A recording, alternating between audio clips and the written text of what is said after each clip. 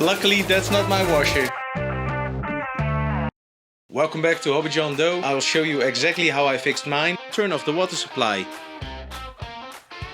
I started by removing the outer panels.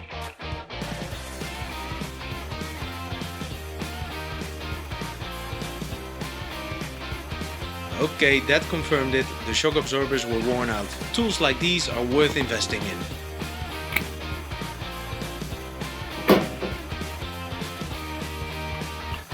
Just unbolt them.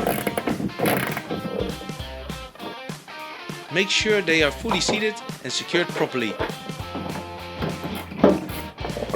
I reassembled the washing machine. If you are a beginner, you can absolutely do this. After putting everything back together, I ran a test cycle, problem solved. And like a true mechanic, you're always left with one screw. And I'll see you next time. Bye bye.